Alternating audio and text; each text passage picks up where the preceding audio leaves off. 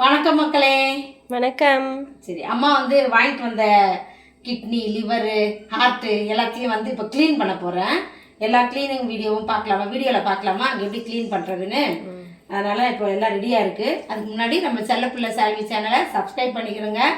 Like போட்டுட்டு video பாருங்கள், ஒரே ஒரு லைக்கு. அப்புறம் வந்து ஹைப் வரும், வரவங்களுக்கு போடுங்க, ஹைப் பண்ணுங்கள். அது ஒரு பாயிண்ட்ஸ் வருது போல், ஏதோ ஒன்று எதுக்கு வருதுன்னே தெரியாதானா போடுங்க. அதனால் சரி, நம்ம இப்போ போய் வீடியோவில் எல்லா க்ளீனிங் பார்க்கலாம். இதெல்லாம் அம்மா க்ளீன் பண்ணிட்டேன், கொஞ்சம் பண்ணிட்டேன், இன்னும் கொஞ்சம் இங்கே மிச்சம் இருக்குது, உங்களுக்கு பண்ணி காட்டுறேன். இங்கே மேலே இது ஒரு தோல் வரும், இந்த ஹார்ட்டில். இதை என்ன பண்ணணும், இதை தனியாக எடுக்கணும்.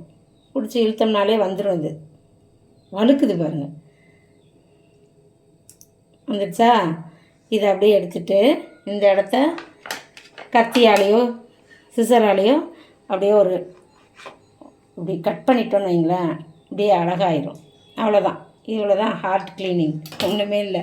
அது மாதிரி எல்லாத்துலேயுமே இந்த மாதிரி வர்றதை அந்த இதை எடுத்துகிட்டு நிறைய கொழுப்பு மாதிரி தெரிஞ்சிச்சுன்னா அதையும் லைட்டாக எடுத்துடலாம். கொழுப்பு நமக்கு இதெல்லாம் நிறையா கிடையாது, இது பிச்சோம்னா இது பிஞ்சிட்டு போயிடும், நல்லா இருக்காது. அதனால் பிக்க வேண்டாம்.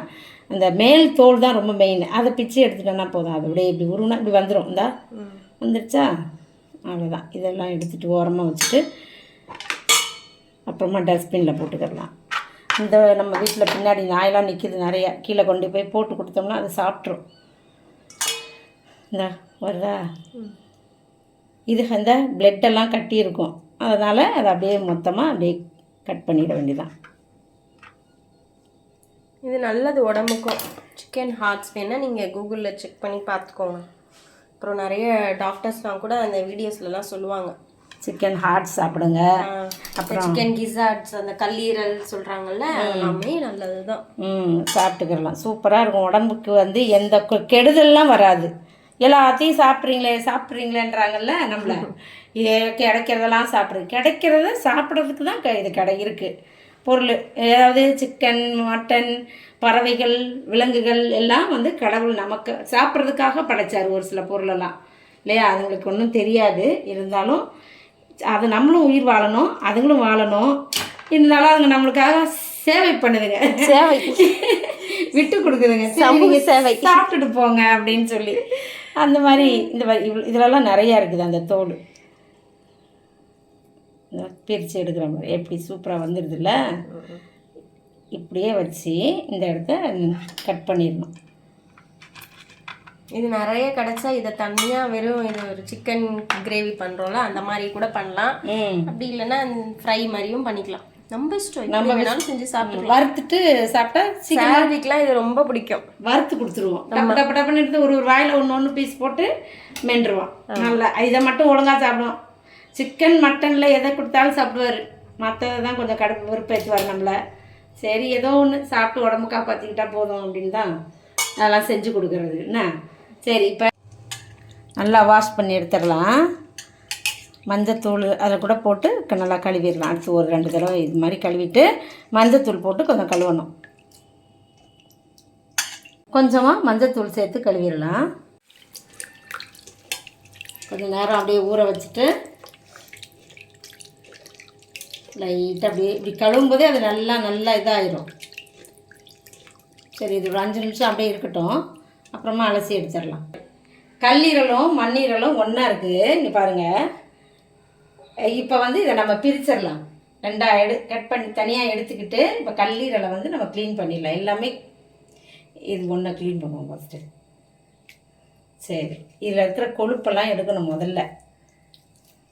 இந்த மாதிரி இருக்கு இல்லையா, இதில் வந்து இந்த ரவுண்டை வந்து லைட்டாக அப்படி கீறணும்னா அதை உள்ளே இருக்கிற டஸ்ட்டெல்லாம் எடுக்கணும். ஒரு பை இருக்குல்ல, இறைப்பையை இப்படியே உரிச்சு எடுத்துடலாம். இறையெல்லாம் நீங்கள் பார்க்காதீங்க வேணா, நான் அதனால தான் அப்படியே மூடின மாதிரியே எடுத்துட்டேன். எப்படி, இது இறைப்பை. இந்த இடத்தையும் கட் பண்ணிடலாம், இதுவும் வேணாம் நமக்கு. இது கூட தனியாக சாப்பிட்றாங்க, ஆனால் நாங்கள் எடுத்து போட்டுறது இது வேண்டாம் அப்படின்ட்டு. அதனால் இதை இப்போ என்ன பண்ணணும், வாஷ் பண்ணணும். ஒன்றாவே வாஷ் பண்ணிடணும் எல்லாத்தையுமே. இந்த மேலே இருக்கிற கொழுப்பெல்லாம் எடுத்துடணும். இது குட்டி குட்டி இதுதான் கிடச்சிச்சு நமக்கு. இப்போ இந்த முறை இதில் கிடைக்கும்போது சின்ன கல்லீரல் தான் கிடச்சது. அழகாக அவ்வளோதான், எல்லாம் முடிஞ்சிடுச்சா? இப்படி க்ளீன் பண்ணிவிட்டு மறுபடியும் அப்புறம் மொத்தமாக சேர்த்து நம்ம கழுவணும். இந்த இடத்துல மேலே இந்த சைடு எடுக்கலாம், ஈஸியாக வரும். இப்படி ஒரு கீரல் போட்டு லைட்டாக அப்படி பிரித்தோன்னு வைங்களேன்,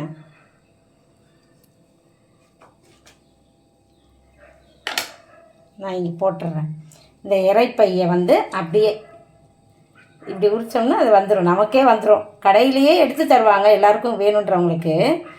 வீட்டில் மொத்தமாக வாங்கிட்டு வந்து செய்யும்போது இந்த மாதிரி நம்மளே க்ளீன் பண்ணோன்னா இப்படி பண்ணிக்கிடலாம். சூப்பராக க்ளீன் பண்ணிவிட்டு இதை நல்லா கழுவிடணும். ஒரு தடவை ஃபஸ்ட்டு கழுவிடுவோம்.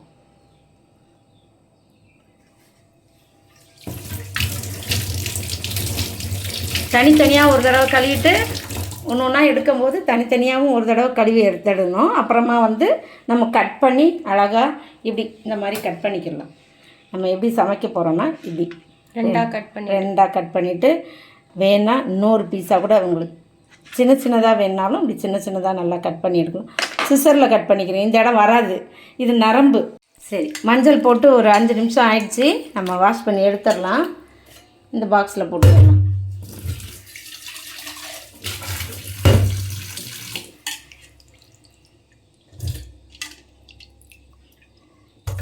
ஏன்னா அப்படி ஊற்றும் போது எல்லாம் கீழே விழுந்துடும். அதனால் கையால் எடுத்து இது பண்ணி போட்டுடணும். இந்த இதை நல்லா அழகாக அப்படி உள்ளே ஊற்றி விட்டுடலாம். திரும்பவும் இப்போ இதில் போட்டு இன்னொரு அலசு நல்லா எவ்வளோ வேணுமோ. இப்போ இது நம்ம மஞ்சத்தூள் போட்டு கழுவிருக்கோம், அவ்வளோதான். இது போதும், இன்னும் ஸ்மெல்லாம் வராது, நமக்கு டேஸ்ட்லாம் குறையாது. அவ்வளோதான்ப்பா. இப்போ இங்கே இந்த பாத்திரம் தான் இருக்குது, அதனால தான் நான் அதிலே போடுறேன்.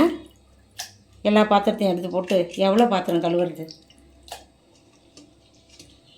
முடிஞ்சிச்சுப்பா. காட்டுறேன். அழகாக கழுவியாச்சு, க்ளீன் பண்ணியாச்சு. இப்போ நம்ம சமைக்கலாம். சமைக்கிறதுக்கு ரெடி ஆகிடுச்சு.